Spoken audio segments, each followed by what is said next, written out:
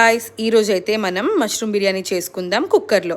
దానికోసం ఒక మిక్సీ జార్లో ఒక 4 పచ్చిమిరపకాయలు, ఒక 2 ఉల్లిపాయలు, కొంచెం కొత్తిమీర, అలాగే కొంచెం పుదీనా అండ్ అల్లం వెల్లుల్లి పేస్ట్ వేసుకుని, అలాగే వాటర్ వేసుకొని ఒక థిక్ పేస్ట్ లాగా చేసి దాన్ని పక్కన పెట్టుకోండి.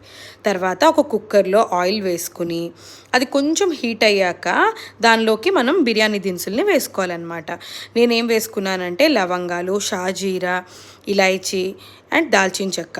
అవి కొంచెం రోస్ట్ అయిన తర్వాత మంచి అరోమా వస్తుంది కదా, అప్పుడు దానిలోకి మనం ఒక పెద్ద ఆనియన్ కట్ చేసి పెట్టుకున్నది వేసుకోవాలి.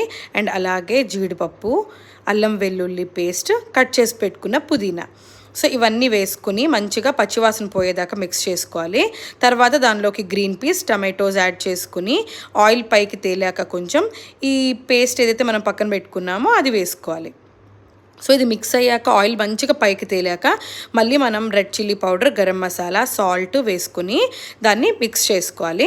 తర్వాత కట్ చేసి పెట్టుకున్న మష్రూమ్స్ని దానిలో వేసుకుని బాగా మిక్స్ చేసుకోవాలి. ఎందుకంటే మష్రూమ్స్లోకి మంచిగా మసాలా వెళ్ళాలి కదా, అందుకు బాగా కలుపుకోవాలి. అండ్ ఆ తర్వాత మనం వాటర్ని యాడ్ చేసుకోవాలి. ఒకవేళ సోక్ చేసిన బాస్మతి రైస్ అయితే 1కి 1.5 వేసుకోవాలి వాటర్. లేదు సోక్ చేయలేదంటే 1కి 2 గ్లాసెస్ వాటర్ వేసుకోవాలి. సో కుక్కర్ పెట్టుకొని ఒక 4 విజిల్స్ అయ్యాక తీసేస్తే వేడి వేడి మష్రూమ్ బిర్యానీ రెడీ. నచ్చితే లైక్ చేయండి. బాయ్.